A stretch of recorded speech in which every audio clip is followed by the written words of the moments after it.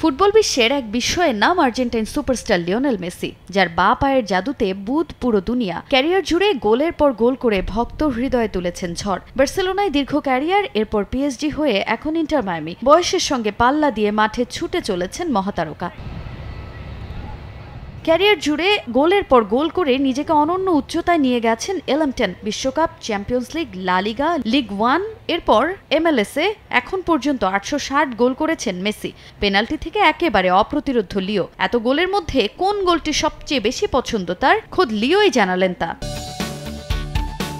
2009-এ বার্সেলোনার হয়ে প্রথমবারের মতো চ্যাম্পিয়ন্স লিগ শিরোপা উঁচিয়ে ধরেন আর্জেন্টাইন মহাতারকা। সেবার ফাইনালে প্রতিপক্ষ হিসেবে ইংলিশ জায়ান্ট ম্যানচেস্টার ইউনাইটেডকে পায় কাতালান ক্লাবটি। ফাইনালে রেড ডেভিলদের বিপক্ষে দারুণ এক গোল করেন মেসি। স্প্যানিশ কিংবদন্তি জাভি হার্নান্দেজ ম্যাচের 70 মিনিটে ডান প্রান্তে বক্সের বাইরে থেকে একটি শট নেন। মেসি লাফিয়ে উঠে হেড করে সবাইকে অবাক করে তা জালে জড়ান। শিরোপা নির্ধারণী গোলটি করেন এলএম10। 2-0-তে এগিয়ে যাওয়া বার্সেলোনা ইউনাইটেডকে হারিয়ে সেদিন চ্যাম্পিয়ন্স লিগও জিতে নেয়। সেই গোলটিকেই ক্যারিয়ার সেরা গোল বলে সম্প্রতি এক সাক্ষাৎকারে জানান লিও। হেডে গোল করতে মেসি খুব একটা অভ্যস্ত না। এখন পর্যন্ত সব মিলিয়ে হেডে লিওর গোল সংখ্যা 28টি। তবুও ওই গোলটিকেই পছন্দের বলে ইন্টার মায়ামি ফাউন্ডেশনের একটি প্রচারধর্মী ভিডিওতে জানান মেসি।